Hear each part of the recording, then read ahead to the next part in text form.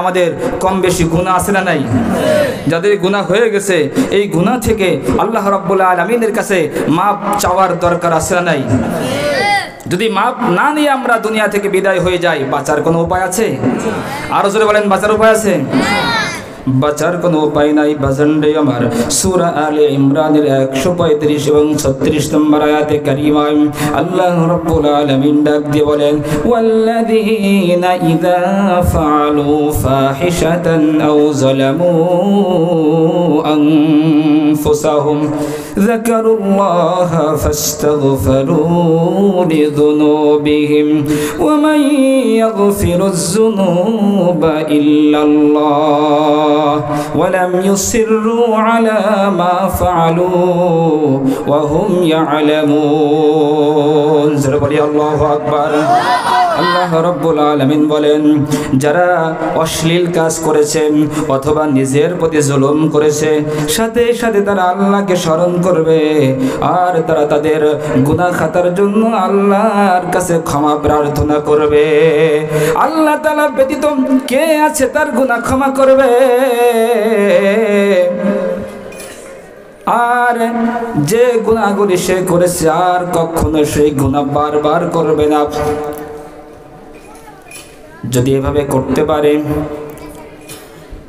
আল্লাহ রাব্বুল আলামিন বলেন, এই গুনাহ হয়ে যাওয়ার পর কোন বান্দা যখন আল্লাহর কাছে ক্ষমা চাইবে আর সেই গুনাহটা আর কখনো সে করবে না, আল্লাহ রাব্বুল আলামিন তাকে দুইটা পুরস্কার দান করবে।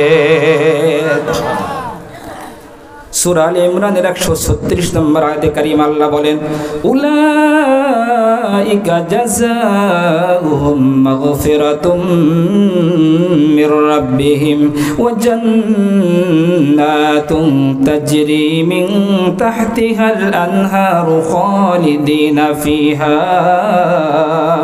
ওয়া নি'মা আজরুল আমিলিন। আল্লাহু আকবার। আল্লাহ রাব্বুল আলামিন বলেন, যারা আল্লাহর কাছে তওবা ইস্তেগফার করবে, নিজের জীবনের জন্য গুনাহ খাতার জন্য আল্লাহর কাছে ক্ষমা চাইবে, আমি আল্লাহ তাদেরকে দুইটা পুরস্কার দিব। চিল্লায় বলেন, কয়টা পুরস্কার? আর জোরে বলেন, কয়টা? পেছনের বাজানটা জোরে আওয়াজ দিয়ে বলেন, কয়টা? এক নম্বরের পুরস্কার, উলাইকা জাযাউহুম মাগফিরাতুম মির রাব্বিহিম, তাদেরকে আমার আল্লাহ তাদের জিন্দেগীর সমস্ত গুনাহ খাতা মাফ করে দিবে।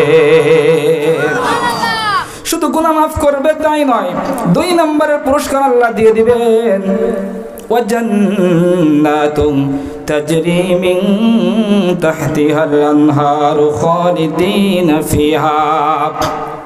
আমার আল্লাহ তাআলা ডাক দিয়ে বলেন, দ্বিতীয় পুরস্কার আমি আল্লাহ তাদেরকে দিয়ে দেব এমন জান্নাত, যেই জান্নাতের পাদদেশে ঝর্ণা সমূহ প্রবাহিত হয় আর সেই জান্নাতের মধ্যে তারা চিরকাল থাকবে।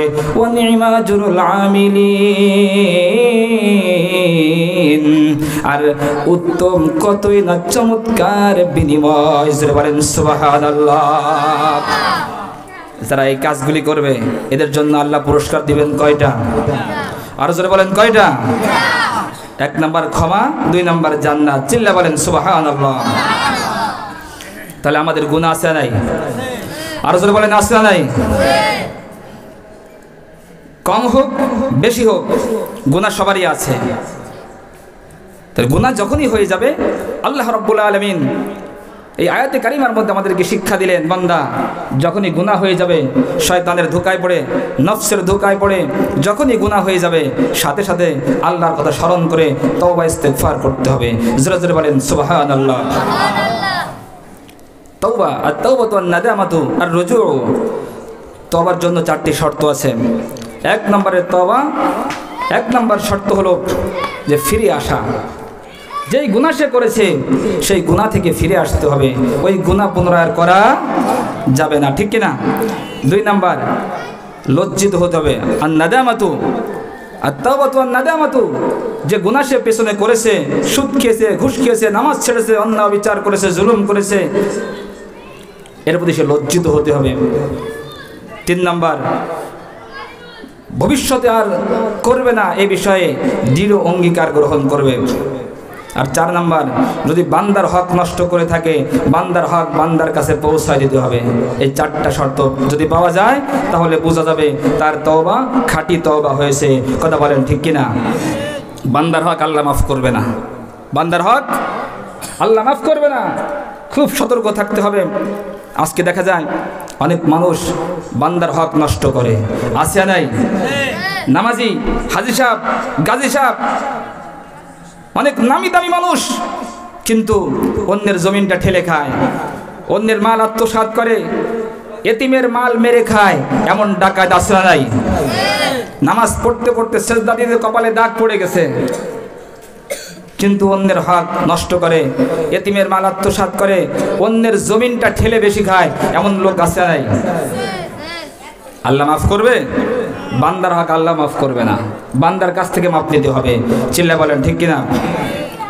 আমার ভাইরা, এই জন্য তওবা করতে হবে, খাঁটি তওবা, শুধু মুখের তওবা নয়, খাঁটি দিলে তওবা করতে হবে। সূরা তাহরিম 8 নম্বর আয়াতে কারীমায় আল্লাহ রাব্বুল আলামিন বলেন, ইয়া আইয়ুহাল্লাযীনা আমানু তুবু ইলাল্লাহি তাওবাতান নাসুহা।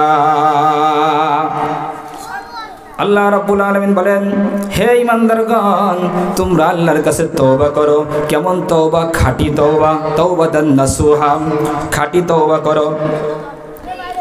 আসা রাব্বুকুম আন ইউকাফিরা আনকুম সাইয়্যাতিকুম, খাঁটি তওবা যদি করতে পারো তাহলে আশা করা যায় আল্লাহ রাব্বুল আলামিন তোমার জীবনের সমস্ত গুনাহ খাতা মাফ করে দিবে।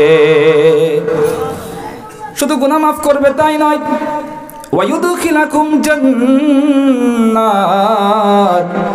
ويدخلكم جنات تجري من تحتها الأنهار। জোরে বলেন আল্লাহু আকবার।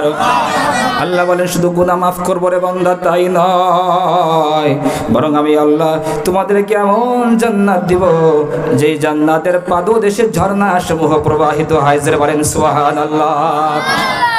সূরা আল ইমরানের 135 এবং 36 নম্বর আয়াতে কারিমায় আমরা যেই কথাটা শুনেছি, ঠিক এই আয়াতের মধ্যে সূরা তাহরিমের 8 নম্বর আয়াতে কারিমায় সেই একই কথা আল্লাহ বললেন, তওবা করো, খাঁটি তওবা, তাহলে পুরস্কার সেই 2টা। মনে আছে কয়টা? জীবনের গুনাহ মাফ আর জান্নাত। আমরা কারা কারা চাই? হাত তুলে আল্লাহকে দেখাই, নারায়ে তাকবীর, নারায়ে তাকবীর। দিন ইসলাম, দিন ইসলাম। আল্লাহ কবুল করুন বলি আমিন। তাহলে আমরা চাই কিনা? এর জন্য খাঁটি তওবা করতে হবে। কথা বলেন, কি তওবা করতে হবে? অনেকে তওবা করে আস্তাগফিরুল্লাহ আস্তাগফিরুল্লাহ মুখে পড়ে, তা শুধু আস্তাগফিরুল্লাহ পড়লে কাজ হবে? কি বলেন? মুখে আস্তাগফিরুল্লাহ পড়ে আর হাত দিয়ে সুদের টাকা ঘুষের টাকা গুনতেছে, এই আস্তাগফিরুল্লাহ কোনো মূল্য আছে?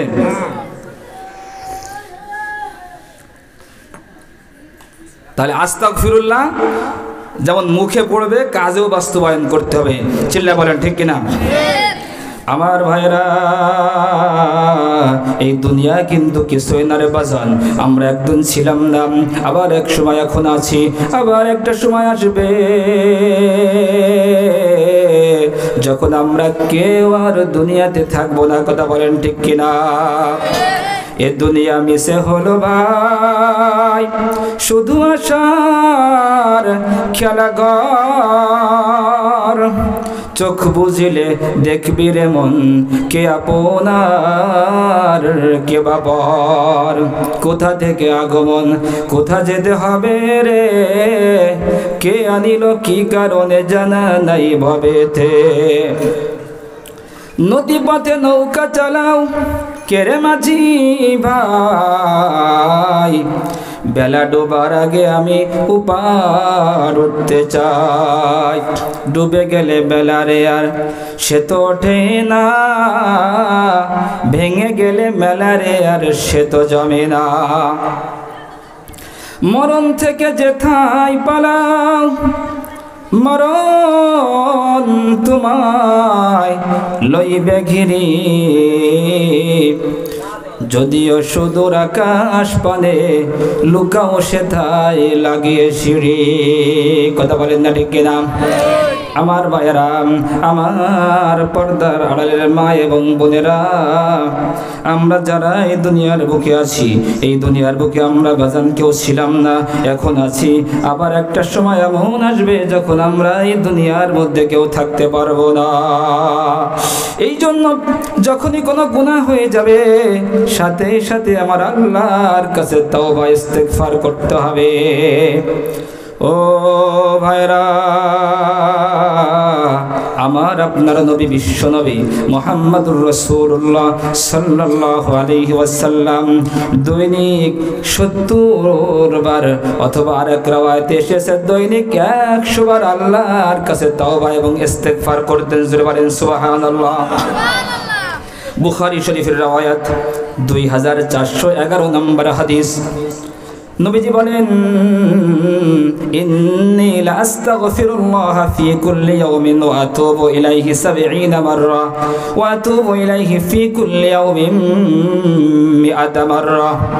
নবীজি আমার বলেন, হে আমার উম্মতেরা, আমি নিষ্পাপ, আমি মাসুম, নবীদের কোনো গুনাহ হয় না, নবীদেরকে আল্লাহ হেফাজত করেন। নবীজি বলেন, আমি দৈনিক 70 বার আল্লাহর কাছে তওবা ইস্তেগফার করি। আর এক riwayat এসেছে নবীজি বলেন, আমি দৈনিক 100 বার আল্লাহর কাছে তওবা এবং ইস্তেগফার করি। আমার ভাইরা, তাই বলে কি নবীজির গুনাহ ছিল? আর জোরে বলেন, গুনাহ ছিল? এই হাদিস থেকে বেঈমানেরা অনেক সময় অপব্যাখ্যা করে, কারণ নবীর যদি গুনাহ নাই থাকে তাহলে 1500 বছর আগে নবীজি দৈনিক 70 থেকে 100 বার তওবা ইস্তেগফার কেন করতেন? সবাই জোরে বলেন নাউজুবিল্লাহ। আর জোরে বলেন নাউজুবিল্লাহ। আরে বোকার ঘরের বোকারা, না না, নবীজি দৈনিক 70 থেকে 100 বার তওবা ইস্তেগফার করতেন। নবীজির গুনাহ ছিল সেজন্য নয়, বরং আমার নবী উম্মতকে শিক্ষা দিয়েছে। নবীজি উম্মতকে বুঝিয়েছেন, আমার উম্মতেরা, আমি নবী নিষ্পাপ, আমি মাসুম, আমার কোনো গুনাহ নাই, তা সত্ত্বেও আমি দৈনিক 70 থেকে 100 বার তওবা ইস্তেগফার করি। আর তোমরা গুনাহগার, তাহলে তোমাদের দৈনিক কত শত হাজার বার তওবা ইস্তেগফার করা উচিত। কথা বলেন ঠিক কিনা? গ্রামগঞ্জে ওই ছোট্ট মা মুরগি, ছোট্ট মুরগি, সে যখন বাচ্চা ফোটায়, তার ছোট ছোট অনেকগুলো বাচ্চা থাকে, ছানা থাকে, দেখছেন আপনারা? তো মা মুরগি কি করে, ওই বাচ্চাগুলি নিয়ে ঘোরাঘুরি করে।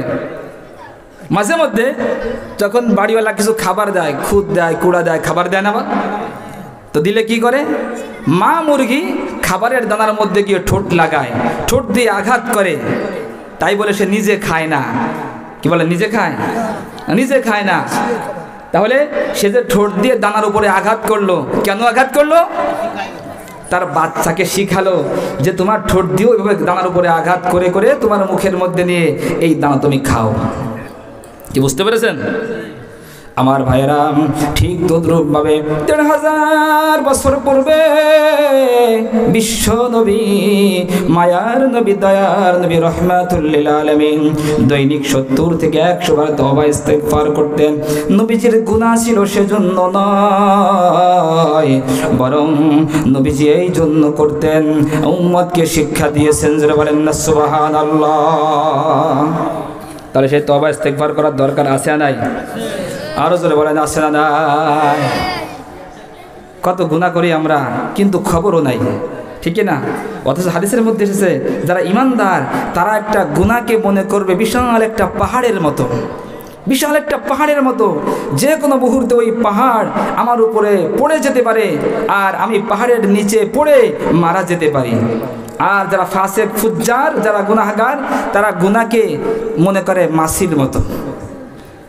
অনেক সময় হয় না যে নাকের সামনে দিয়ে মাছি ঘুরে যায়, মাছি উড়ে যায়, এটাকে পরোয়াই করে না, কিছু মনেই করে না। ঠিক তদ্রুপভাবে যারা ফাসিক, ফুজ্জার, তারা গুনাহকে কিছুই মনে করে না। কত হাজারো গুনাহ করতেছে, এই অনুভূতিও আসে না যে আল্লাহর কাছে ক্ষমা প্রার্থনা করার দরকার, তওবা ইস্তেগফার করার দরকার। যারা বলেন ঠিক কিনা? এজন্য আমরা তওবা ইস্তেগফার করবো তো ইনশাআল্লাহ।